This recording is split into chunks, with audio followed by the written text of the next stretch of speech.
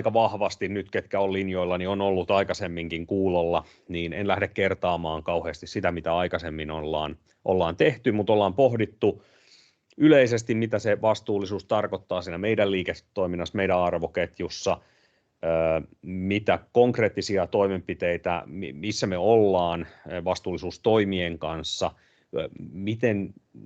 miten meidän pitäisi yhdistää vastuullisuutta meidän strategiaan, ja sitten viime kerralla keskusteltiin siitä, että mitä jatkotoimenpiteitä konkreettisesti meidän pitäisi siltä pohjalta lähteä tekemään. Ja priorisoitiin vähän sitä, että mitkä on ne 3 keskeisintä aihealuetta, joiden osalta niitä toimenpiteitä sit pitäisi oikeasti tehdä. Ymmärretään se, että tämä on tosi laaja alue ja pala kerrallaan on pakko lähteä pureskelemaan, kun tätä lähdetään pohtimaan. Mutta nyt sitten puhutaan viestinnästä ja minkä takia tämä on viimeisenä täällä, lähestulkoon viimeisenä kappaleena, liittyy luonnollisesti siihen, että kuitenkin pohjana ennen kuin me lähdetään viestimään vastuullisuudesta, niin meillä pitää olla jonkinlainen pohjaymmärrys siitä meidän liiketoiminnan vastuullisuudesta ja mielellään myöskin jonkinlainen ajatus siitä, mitä me ollaan tekemässä, mitä me halutaan tehdä vastuullisuuden kanssa. Ja sitten lopulta, mikä tämän kappaleen yhtenä kuitenkin myös tavoitteena on luoda myös aitoa kilpailuetua vastuullisuudesta, niin se vaatii sitten myös konkreettisia toimenpiteitä, joista voidaan viestiä ja luoda sitä kilpailuetua. Ja tämä kappale jakaantuu vähän tällä ajatuksella, että ensinnäkin voidaan miettiä, että mitä me voidaan viestiä juuri nyt ja keille me voidaan viestiä. Eli jokaisella on jotain viestittävää vastuullisuudessa myös jo hyvin varhaisessa vaiheessa, ennen kuin niitä kaikkia toimia, mitä on suunniteltu, on lähdetty edes toteuttamaan. Vastuullisuudesta voi viestiä. Siitä ei varmastikaan voi luoda sen kaupallisen viestinnän kärkeä ennen kuin niitä toimenpiteitä on tehty. Silloin, jos näin lähdetään tekemään, niin meillä on iso riski siihen viherpesuun, ja puhutaan viherpesusta myöskin hieman. Ja sitten se 3. askel on olla jonkinlainen muutosvoima siinä omassa yhteisössä, lähteä luomaan sitä kilpailuetua siitä vastuullisuudesta. Ja se on sitten jo selkeästi kompleksimpaa. Ja siellä ne riski viherpesuun on suurempaa. Eli näissä kolmessa osa-alueessa niin puhutaan aiheesta. Mutta jos lähdetään miettimään sitä, että mistä voidaan viestiä juuri nyt, missä ollaan tällä hetkellä ja mitä voidaan tällä hetkellä viestiä, niin tyypillisestihän vastuullisuuskeskustelu yhteiskunnallisella tasolla, niin siinä nostetaan hyvin usein esille viherpesu yritysten osalta, kuinka helposti yritykset erehtyvät siihen. Mutta mun oma näkemys on, kun toimin PK-sektorin yritysten kanssa, on se, että tosi iso osa siitä kirjallisuudesta esimerkiksi, joka kritisoi yritysten erhettä ja toimia viherpesun alueella, liittyy nimenomaan suuryritysten toiminnan kritisointiin. Ja mitä mä näen tässä, ainakin omassa kuplassani PK-yritysalueella, on se, että tyypillisemmin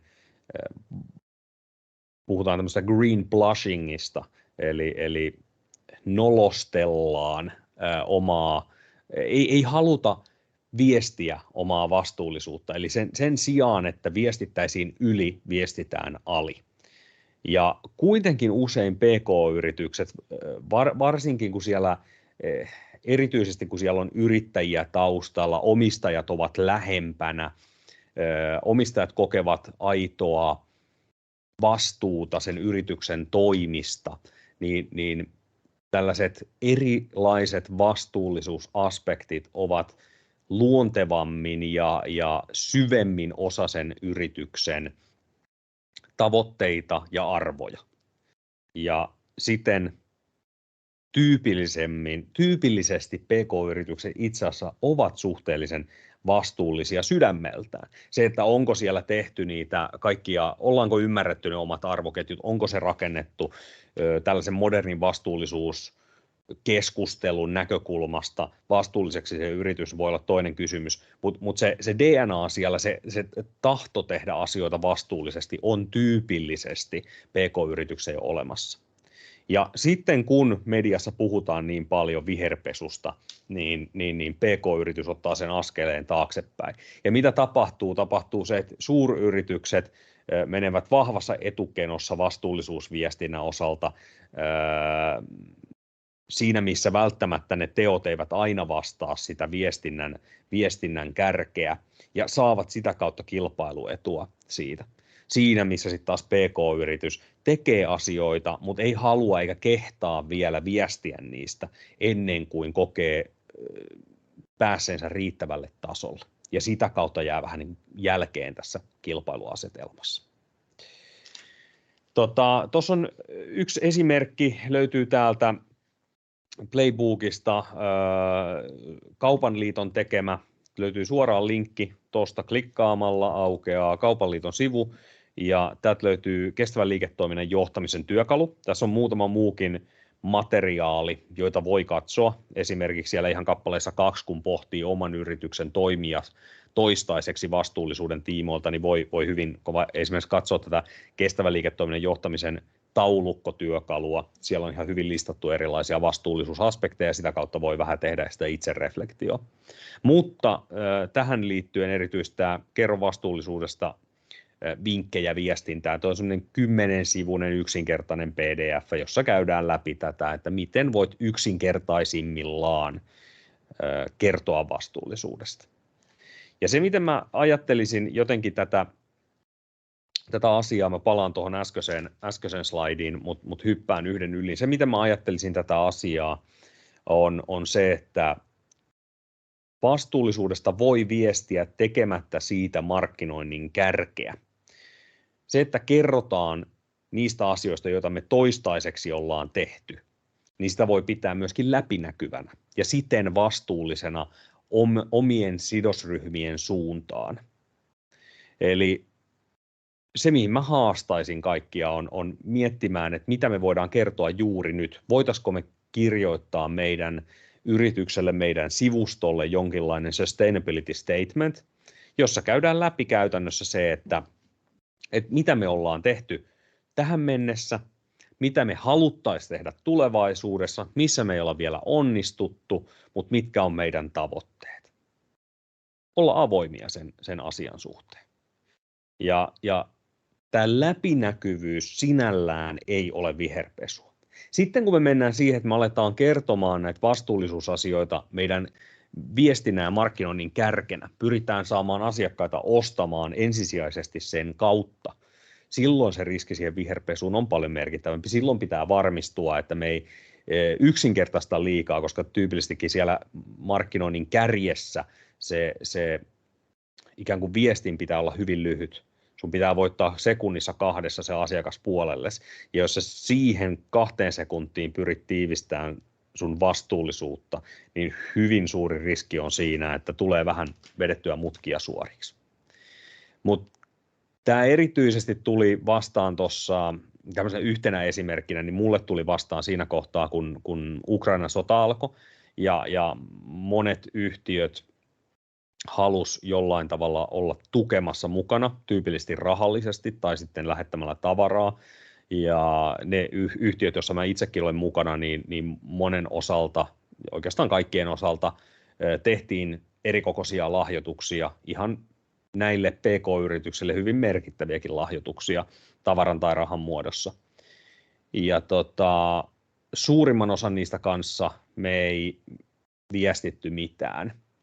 Ja se liittyy vähän tavallaan siihen, että kun sä katoit silloin niinä päivinä tai viikkoina LinkedInia, niin se oli täynnä postauksia, suuryritysten postauksia siitä, että kuinka paljon he antoi rahaa Ukrainaan. Ja sitten tuli vähän sellainen PK-yrittäjän takaraivossa, vähän semmoinen niin kuin, siis se on hyvä asia, mutta vähän semmoinen limainen kuva, että hei, että nyt mentiin vähän markkinoinnin puolelle tässä, että mennään vähän nyt ratsastetaan sillä, että annettiin 50 tonnia tai 100 tonnia tonne, ja sitten ei haluttu tehdä sitä samanlaista markkinointia, koska se ei tuntunut luontevalta niille PK-yrityksille. Ja mä kipuilin itse sen kanssa tosi paljon, että joo, ei meidän tarvitse viestiä ja me voidaan omistajina päättää, että me halutaan tehdä hyvää, me halutaan lahjoittaa, mutta onhan se vähän hassua, että me sitten piilotellaan sitä. Ja ehkä se oikea tapa olisi ollut jollain tavalla kyetä viestimään se jossain muualla kuin viestinnän kärkenä siellä sosiaalisessa mediassa. Ehkä me oltaisiin voitu kertoa se sivulauseessa meidän asiakasviestinnässä, sähköpostikampanjoissa, ehkä kuten yhden yhtiön kanssa tehtiin, pyrittiin kannustamaan ja osallistamaan asiakkaita siihen rahankeruuseen, vaikka ei rahankeruun lupaa ollut, mutta erilaisilla tavoilla. Ja siinä yhteydessä todettiin, että hei, me tehdään näin myös. Eli pyrittiin luomaan se semmoisena vuorovaikutteisena asian. Tai sitten se, että kirjoitettaisiin se jonnekin. Jos meillä olisi tämä sustainability statement, voitaisiin vaan kertoa siellä. Ja näitä asioita me tehdään. Yhtenä asiana, mikä meille oli tärkeänä, oli auttaa Ukrainaa. Ja nämä on ne toimet, jotka me tehtiin sillä puolella. Mut mä tiedän, että tämä ei ole helppo asia. Pride-viestintä, voisiko se olla samankaltaista profiilinostoa, on täällä yksi kommentti. Ja kyllähän se vähän tavallaan, sellaisena helposti näkyy. En osaa sanoa. En ehkä edes halua lähteä nyt äkkiseltään tällainen hetkessä kommentoimaan. Jälleen kerran tuntuu niin kuin, mutta on jännä asia.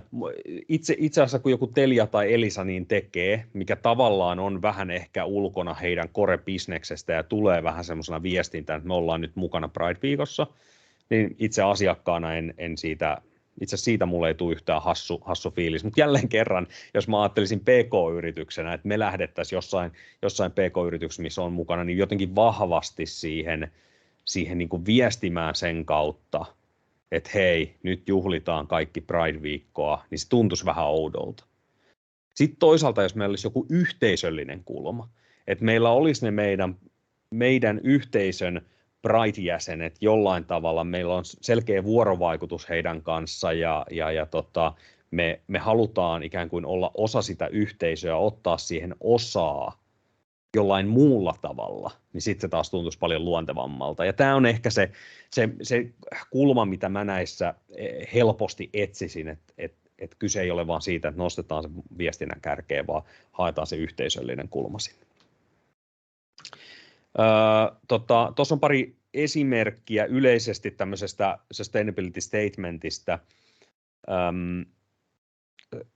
Mä tiedän, Scandinavian Outdoor oli tässä, ja on vielä muutamanakin esimerkkinä, lähinnä sen takia, että Scandinavian Outdoor oli meidän kanssa sparraamassa, kun tehtiin tätä pelikirjaa. Tämän saman sä löydät käytännössä ihan samalla lailla, menet heidän kilpailijan Partioaitan sivulle, samalla lailla löytyy nämä asiat sieltä ja monelta muultakin outdoor-vetoselta tai outdoor-liiketoimintaa harjoittavalta yritykseltä, koska vastuullisuus tyypillisesti on tärkeä arvo, luonnon biodiversiteetti ja ylipäänsä luonnon hyvinvointi, jotta sä voit sitä harrastusta harjoittaa. Mutta Scandinavian Outdoor yksinkertaisena PK-yritysesimerkkinä, niin heillä on kirjoitettu, että mitä heille tarkoittaa vastuullisuus.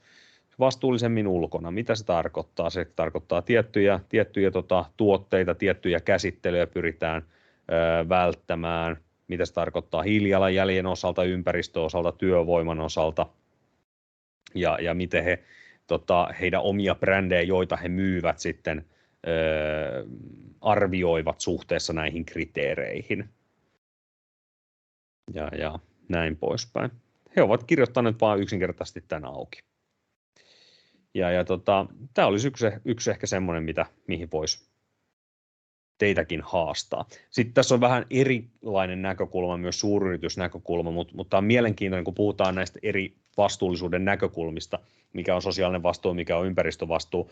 Neste on antanut periaatteessa taloudellisesta vastuusta Tax Footprint-raportin, jossa he kertovat käytännössä, miten Neste suhtautuu verotukseen. Pyrkineet kirjoittamaan sen avoimesti läpi. Ja saattaa tuntua ensi alkuun vähän hassulta näkökulmalta vastuullisuuteen, mutta muistetaan Kaupan liiton vastuullisuustutkimus, joka on siellä ykköskappaleessa linkattuna, niin kun muistaakseni olikohan 16 000 haasteltua suomalaista, niin keskeisimmät arvot vastuullisuuden näkökulmasta, mitä kuluttajalle vastuullisuus Suomessa tarkoittaa, on sitä, että yritys, jolta he ostaa, maksaa verot Suomeen ja työllistää suomalaisia ihmisiä. Tämä oli se keskeisin viesti suurimmalta osalta suomalaisia, mitä heille vastuullisuus tarkoittaa, mikä heille vastuullisuudessa luo arvoa. Se on vähän toinen kysymys, että onko noin niitä asioita, joilla korjataan se luontokato ja ilmastokriisi, mikä meillä on tällä hetkellä, mutta nämä on niitä asioita, mistä suomalaiset välittivät, joten siinä mielessä tämmöinen tax footprint-näkökulma on hyvin luonnollinen. Ja sitten toki tunnistaa se, että keille me tätä viestintää tehdään, ketkä on meidän viestinnän kohteita.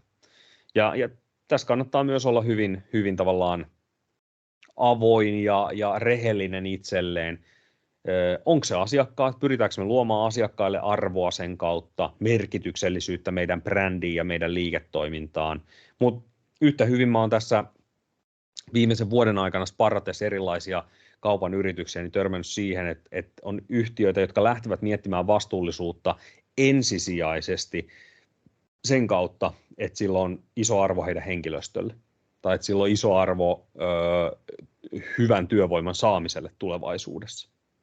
Se luo merkityksellisyyttä siihen työhön, kun tiedetään, että tehdään oikeita ja hyviä asioita. Ja tavallaan se asiakasviestintä on ollut jopa toissijaista.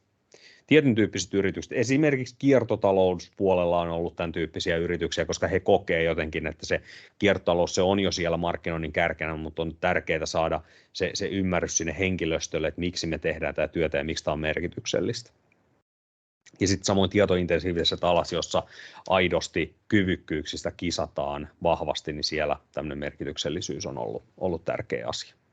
Sitten se voi olla yhtä hyvin rahoituskierros, on se sitten rahoitusta private equity-markkinasta, pankista tai Business Finlandilta, niin vastuullisuuden viestinnän oikein sijoittajatahoille voi olla hyvin kriittistä tänä päivänä.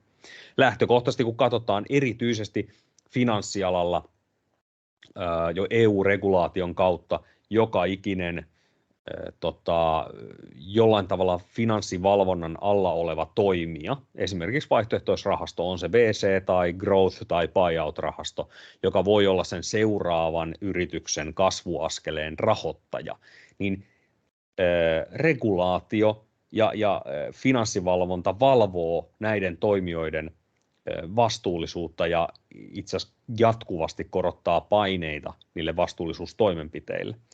Ja sitä kautta se, että tämmöinen toimija sijoittaisi liiketoimintaan, joka selkeästi ei ole riittävän vastuullista, niin se ei ole mahdollista näille toimijoille. He eivät voi tehdä sellaisia. Ja sitten toisaalta se on selkeästi sulka hattuun tällä hetkellä esimerkiksi rahastolle institutionaalisten sijoittajien kohtaan, eli niitä kohtaan, joiden rahaa nämä toimijat sijoittavat, tyypillisesti siis eläkerahastoja tai tämmöisiä family officeja, perheyhtiöitä, joilla on paljon rahaa, niin näiden rahoja kun sijoitetaan, niin erityisesti nämä keiden rahasta on kyse, niin kokevat se hyvin tärkeänä, että ne sijoitukset menee vastuullisiin paikkoihin, jolloin se on sulka hattuun, se on kilpailuetu yritykselle hakea rahaa vastuullisena yrityksenä.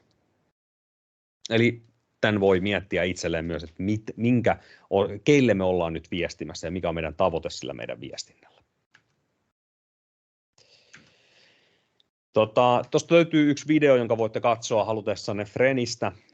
Fren onkohan kahdesti nyt peräkkäin ränkätty EETin Rank a Brand Reportin mukaan Suomen ykköseksi.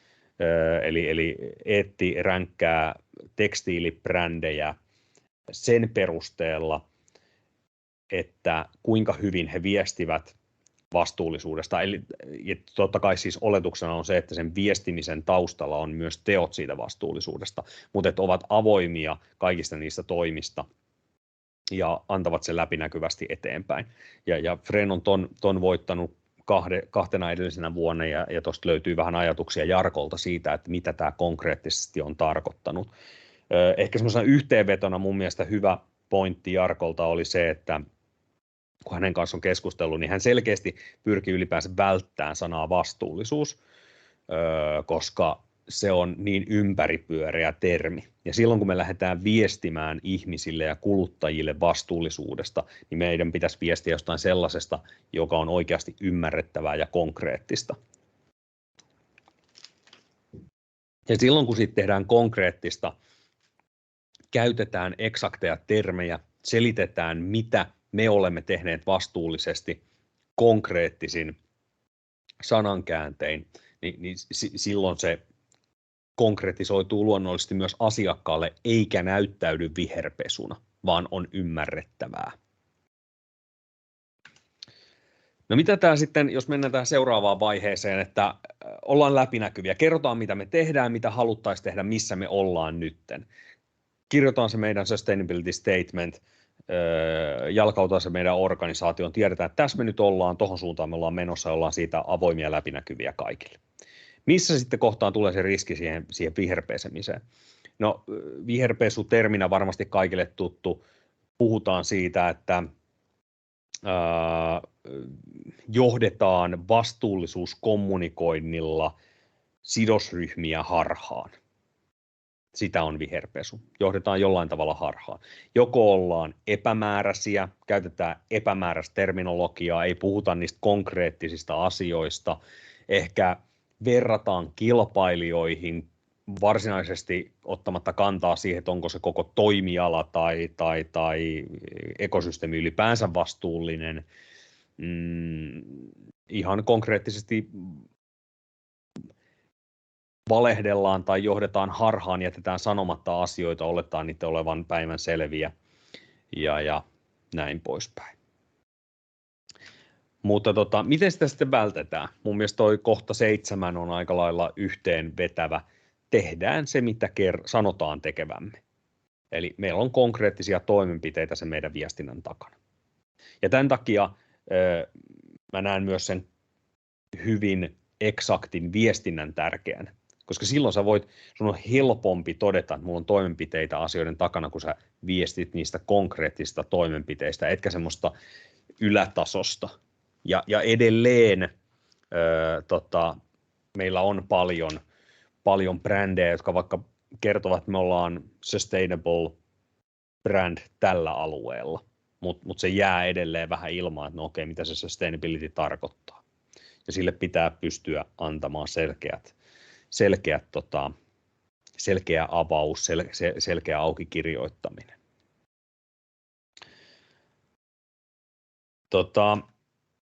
No miten sitten lähdetään luomaan sitä varsinaista kilpailuetua, kun ollaan pyritty välttämään viherpesua, todetaan, että ei viestä mitään, mitä ei oltaisi tehty, olla läpinäkyviä siinä, mitä ollaan tehty tähän mennessä. No tässä kohtaa varmaan se dialogi asiakkaiden kanssa, kuten kaikessa muussakin viestinnässä, on hyvin hedelmällinen lähtökohta. Sen sijaan, että vain viestitään asiakkaille yksisuuntaisesti asioita, lähdetään kommunikoimaan heidän kanssa, yhdessä heidän kanssa kehittää, yhdessä heidän kanssa pohtimaan, siitä kautta rakentamaan sellaista näkemystä siitä, että mitä me tehdään ja osallistamaan ehkä asiakkaita jollain tavalla siihen omaan vastuullisuustekemiseen.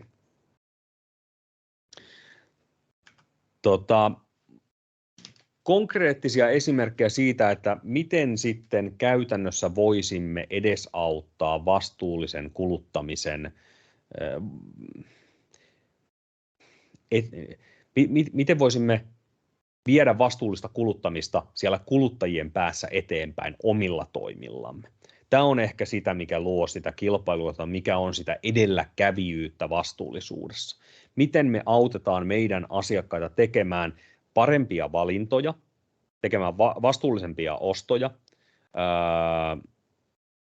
miten me opetaan meidän asiakkaita pitää huolta niistä tuotteista enemmän, miten me voidaan tarjota asiakkaille palveluja, joilla lisätään heidän tuotteiden elinkaarta, miten me saadaan se fokus pois siitä yksittäistä materiasta ja tuotteista ja suunnattua niihin tuotoksiin, niihin elämyksiin, niihin harrasteisiin tai siihen arvoon, jota välillisesti se tuote tuottaa.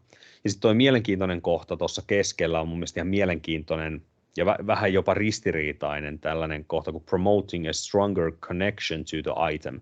Miten me saadaan ihmiselle vahvempi emotionaalinen side tuotteeseen, jota hän on ostamassa. Ja tämä on siksi vähän ristiriitainen, että toisaalta eikö tällaisen turhan kuluttamisen taustalla ole nimenomaan se, että meillä on emotionaalisia tunnesideitä materiaan, mitä meillä ei ehkä tarvisi tai pitäisi olla. Mutta sitten toinen näkökulma tässä on se, että silloin kun se yksi tuote, jonka minä aidosti tarvitsen, jolla minulla on aidosti käyttöä, että tunneside siihen hankintaan on suuri, jolloin sitä hankintaa ei tehdä kertokäyttöisesti, vaan se tehdään pitkän aikavälin arvon luomiseksi. Esimerkki tästä aivan pian.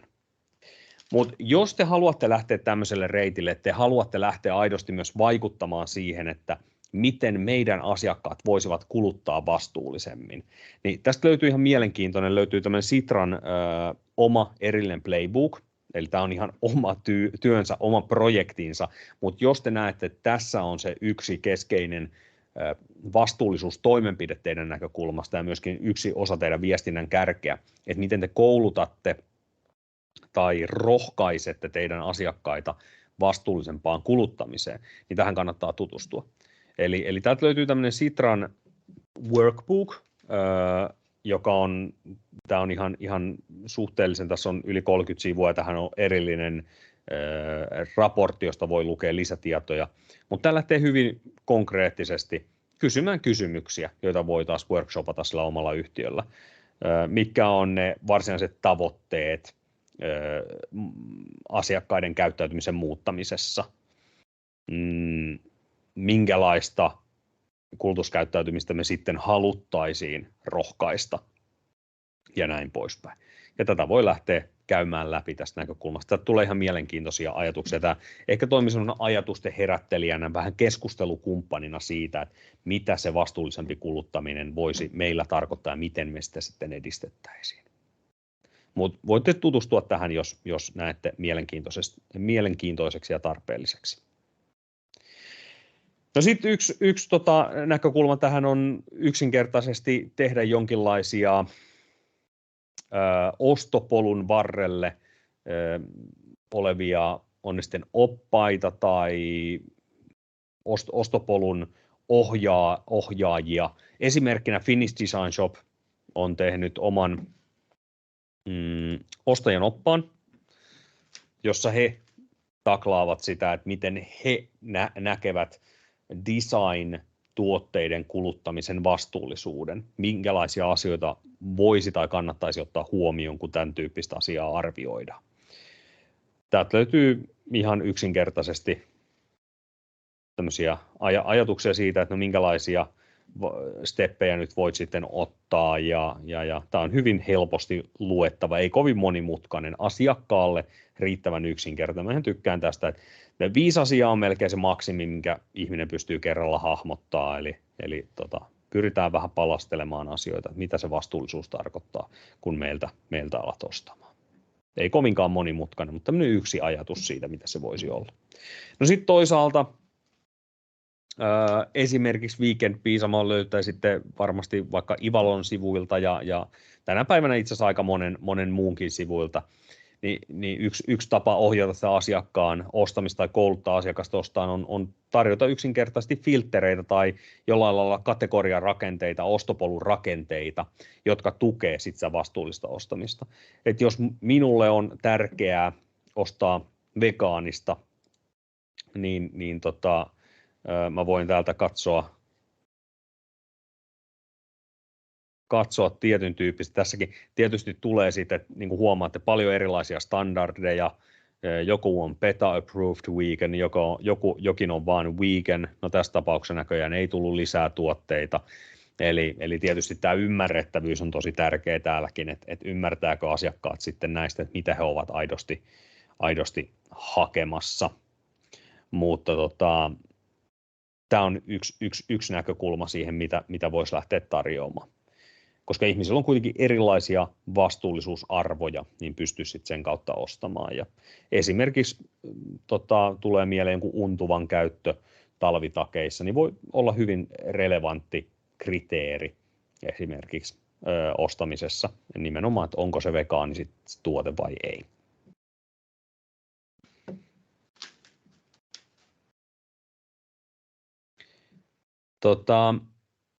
No, sitten kun lähdetään tähän, että miten, tästä on puhuttu jo aikaisemminkin, ja tässä on nyt Scandinavian Outdoor toistamiseen esimerkkinä, mutta yksi keskeinen asia täällä voi olla viestinnässä se, että miten me käännetään se meidän viestintä pois siitä uuden sesongin värisestä uudesta kuoritakista siihen, että puhuttaisiin enemmän vaikka tästä tapauksessa siitä outdoorista, siitä, että lähdetään sinne metsään, mitä siellä voidaan kokea, mitä siellä voidaan tehdä. Toki, että minkälaisia välineitä sulla pitää olla, että sä siellä pärjäät ja että se on mukavaa, mutta ne tuotteet luovat välineellistä arvoa siihen varsinaiseen tuotokseen, jota sillä kulutuspäätöksellä haetaan. Ja tämä on ihan mielenkiintoinen pohdinta kaikkien firmojen osalta, että missä määrin me voidaan tehdä tätä, missä määrin me voidaan kääntää sitä fokusta siitä tuotteen ostamisesta johonkin, joka sitten aidosti luo asiakkaille siellä arvoa siellä loppupäässä.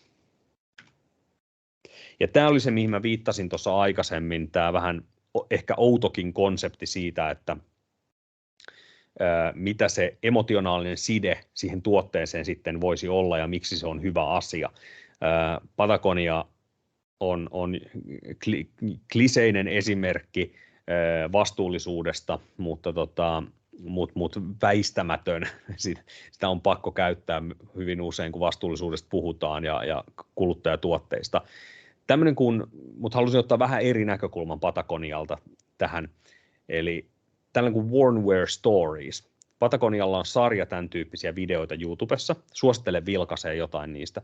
Ja se, mikä siinä on mielenkiintoista, on se, että siellä nimenomaan kerrotaan tarinoita ihmisistä, jotka harrastavat jotain tyypillisesti vähän extreme-lajia tai ovat hyvin intohimoisia jonkin lajin harrastajia. Ja puhuvat sen tärkeydestä, että miten heillä on ollut jokin tietty tuote, jotkut tietyt juoksushortsit, joissa he ovat juosseet 10 000 mailia tai muuta vastaavaa. Ja kertovat siitä, kuinka tärkeää heille on se, että heillä on se sama tuote ollut se viimeisen 5 vuotta tai 10 vuotta, koska he tietävät, että se tuote on hyvä, he voivat luottaa siihen tuotteeseen ja näin poispäin. Tavallaan kertovat siitä, että tämmöisiin äärisuorituksiin ei voi lähteä uuden tuotteen kanssa, vaan se vanha on itse asiassa parempi siihen käyttötarkoitukseen, kun se on tuttu ja hyväksi todettu ja laadukas ja kaikkea muuta vastaavaa. Ja toi on ihan mielenkiintoinen vaan näkökulma siihen, että sen sijaan, että tehtäisiin sisältöä siitä, miten uusi tuote olisi parempi, osta uusi versio. Tehdään sisältöä siitä, että miksi ne meidän tuotteet 5 vuoden tai 10 vuoden takaa on erittäin hyviä ja miksi niillä on iso arvo niille asiakkaille, jotka käyttää niitä edelleen. Ihan vastaavalla tavalla ruokkii varmasti myös uuden ostamista. Saa ihmiset ajattelemaan, että minäkin haluan tuollaisen tuotteen, joka minulla on 10 vuoden päästä ja näin poispäin. Ja sitten sen lisäksi tietenkin ruokkii tuo brändiarvoa.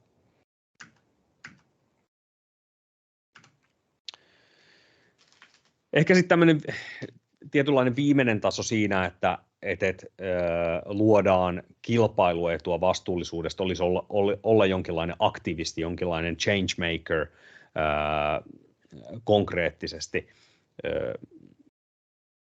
Mutta tämä on haastava aihe, corporate activism. Tässä on muutamia esimerkkejä, joiden kanssa tuskailtiin tämä playbookia tehdessä ihan jonkin verran.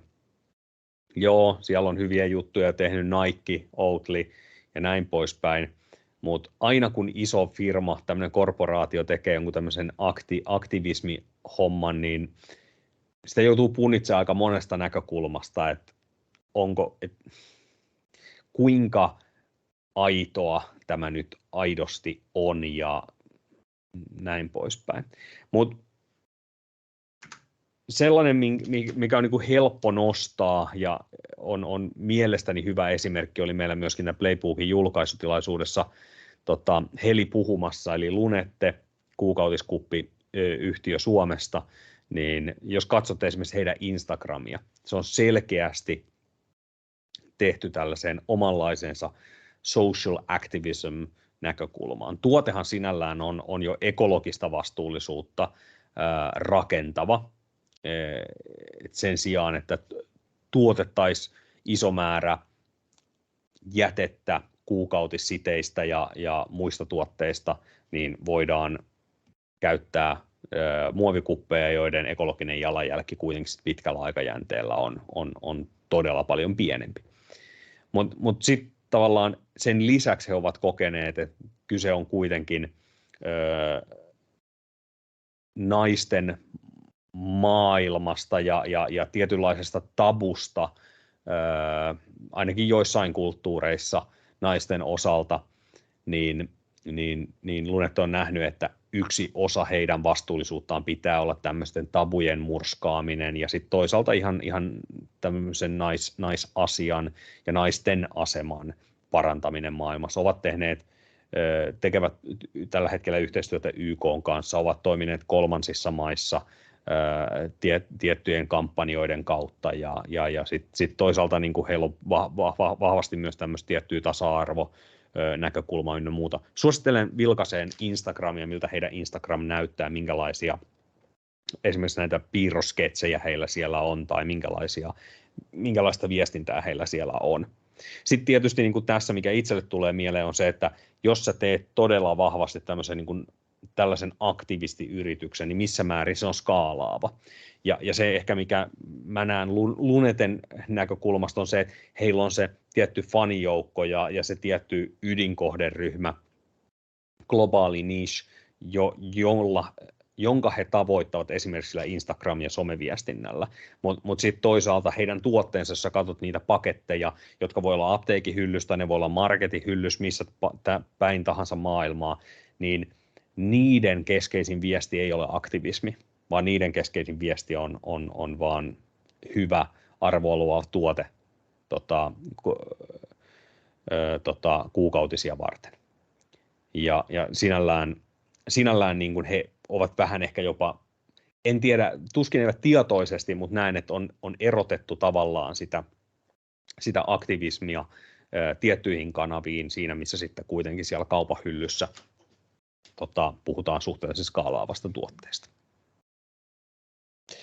Mutta tässä oikeastaan tämä palopuhe taas tämän kappaleen sisältöjen osalta, ja toivottavasti saatte niistä ajatuksia, katsokaa videot, mitä siellä on, mitä linkkejä siellä on, niin voitte tutustua niihin, ja tässä vähän lihaa luiden ympärille sit siihen yleisesti. Kuluttajaelektroniikassa kommentti täällä, kuluttajaelektroniikassa ei valita lainkaan kestävyyttä kautta vastuullisuutta, vai tuleeko mieleen esimerkkejä? Ei kyllä tyypillisesti, näinhän se on, että ei kyllä ihan tyypillisesti siellä, ei tule hyviä esimerkkejä mieleen. Siis totta kai tulee esimerkkejä mieleen kiertotaloudesta, kyllähän jos ajatellaan vaikka Applea, niin Applen ympärillä on tosi valtava määrä kiertotaloutta. Ja Euroopan nopeinen kasvanut yritys muutama vuosi sitten, en tiedä onko tilanne juuri nyt se, mutta tässä Swappie Suomesta, joka kunnostaa iPhoneja pääsääntöisesti, niin onhan näitä esimerkkejä niin kuin tämän puolelta. Samoin tietokoneiden tämmöinen refurbishment ja kierrätys, niin kyllä sieltä tulee sitten taas paljon esimerkkejä. Taitonetti Suomesta hienosti kasvanut ja kehittynyt, tekee puolta. Käytännössä ostaa isoja eriä esimerkiksi yritysliisauksessa olleita koneita ja tekee niistä oikeasti ihan käsityönä, parantaa niitä, tekee niistä pelikoneita opiskelijoille ja näin poispäin. Kameratori Tampereelta myy analogisia vanhan ajan filmikameroita ympäri maailmaa kunnostettuina ja näin poispäin. Mutta vahvastihan nämä menee tuonne kiertotalouspuolelle, että ihan äkkiä ei tule mieleen sellaista uutta kuluttajaelektroniikkaa myyvää tahoa, jolla olisi oikeasti rakennettu vastuullisuus sinne sisään, valitettavasti. 2 työkirjaa tai työkanvasta tässä kappaleessa. Toinen näistä liittyy siihen, että pohditaan sitä asiakkaan näkökulmasta ja meidän viestintää. Ja ehdotus, mihin tässä pyritään, on se, että lähtisitte vähän miettimään sitä, että ensinnäkin asiakassegmenteittäin tämän saman slaidin tehdä esimerkiksi 2-3 asiakassegmentille erikseen. Tai sitten pistää tuonne eri värisiä postitteja noihin eri asiakassegmenttien osalta, että jakaa niitä vähän eri lailla, koska tämä saattaa vaihdella asiakassegmenteittäin. Tai sitten ei. Mutta ensin siis pohtia, että mikä on meidän keskeinen asiakassegmentti, jolle me viestitään vastuullisuutta, mikä sen kyseisen asiakkaan suhde tai asenne vastuullisuutta kohtaan on, ja miksi se asiakas ostaa meiltä. Siis riippumatta siitä, että onko se vastuullisuus vai onko se joku muu asia, kuten se tyypillisesti saattaa olla joku muu asia, miksi asiakas ostaa meiltä. Mutta kuitenkin, että ymmärretään, että mikä se suhde tällä kyseisellä asiakassegmentillä vastuullisuuteen on. Sitten on mielenkiintoista lähteä miettimään sitä, että miten me halkisen ostopolun viestittäisiin asiakkaalle vastuullisuudesta. Nyt perustuen kaikkeen tuohon, mitä pohdittiin, että mitä se vastuullisuus, miten me siitä voidaan viestiä, niin se, että miten meidän kannattaa tälle asiakassegmentille viestiä vastuullisuudesta halkisen ostopolun. Onko se sellainen asia, kun me sanotaan siinä ensimmäisessä mainoksessa, ensimmäisessä TikTok-videossa, ensimmäisessä Google-hakusanassa, mikä näkyy tai muualla, että kerrotaanko me siellä se meidän vastuullisuuskulma, vai onko itse asiassa siellä kohtaa jokin muu asia se, millä me saadaan se asia, kuten tyypillisesti on, jokin muu asia, millä me saadaan se asiakkaan huomio ja saadaan se asiakas meidän ostopolulle. Ja missä kohtaa se vastuullisuus on relevantti asia siinä ostopolulla? Onko siellä alussa vai onko se ehkä siellä tuotesivulla, onko se siellä epäröinnin vaiheessa, kun halutaan vakuuttaa asiakas siitä, että tämä ostos on hänelle järkevä. Onko se yksi niistä asioista, joilla me vaikutetaan sen asiakkaan epäröintiin? Onko se niistä keskeisin vai onko se niistä ehkä vähiten keskeinen? Entä sitten kun asiakas on ostanut? Miten me sen jälkeen lähdetään rakentamaan sitä sellaista lifetime valueta, sellaista asiakkuutta sen kautta, että hän kokee merkityksellisyyttä siitä tuotteesta, jonka hän osti, että hän ehkä kertoo siitä tuttavilleen, että hän on ylpeä siitä tuotteesta vielä 1, 2 tai 10 päästä ja toimii meidän jonkinlaisena lähettiläänä ja ehkä ostaa sitten sen toisenkin kerran. Niin tämä pohdinta, tähän ei ole oikeita vastauksia. Joissain firmassa toi voi olla suoraan siinä viestinnän kärkipäässä, jossain se ehkä kuuluu vasta sinne oston jälkeiseen aikaan, millä aletaan sitten luomaan sitä asiakkuuden sitoutumista meihin ja sitä elinkaarta. Ja toinen, mitä ehdotettaisiin työkaluksi ja pohdittavaksi, vähän ehkä yksinkertaisempi versio vielä on se, että no entä muut kuin asiakkaat? Jos me unohdetaan asiakkaat, niin mitä muuta viestintää meillä sitten pitää olla? Riittääkö se pelkkä asiakasviestintä vai pitääkö meidän miettiä nämä sijoittajat, pankit, meidän työntekijät, meidän ehkä yritysasiakkaat, meidän omistajat ja näin poispäin. Ja mitä nämä kyseiset yleisöt odottaa, mikä vastuullisuuden näkökulma on se, joka heille on se tärkeä, ja mikä se tavallaan kanava, jolla me sitten kommunikoidaan siitä, niin mikä se olisi. Hyvin tyypillisesti esimerkiksi mä luulen, että tuolla, jos ajatellaan, että meillä on liiketoiminta, jossa asiakkaiden näkökulmasta sosiaalinen vastuu, vaikka tämä niin kuin sosiaalinen aktivismi, vaikka Luneten näkökulmasta, niin olisi se meidän ydinviesti sinne meidän asiakkaille. Niin todennäköisesti sijoittajakeskustelussa se keskeinen viesti siellä olisi kuitenkin se tuotteen ekologisuus, se mitä se vähentää keskimääräisen naisen hiilijalanjälkeä ja tämän tyyppistä asiat, koska noi on niitä asioita, joita ne sijoittajat joutuu sitten taas raportoimaan eteenpäin. Joten tässä mielessä nämä ydinviestit tai kärjet saattaisi olla erilaisia näille eri kohderyhmille.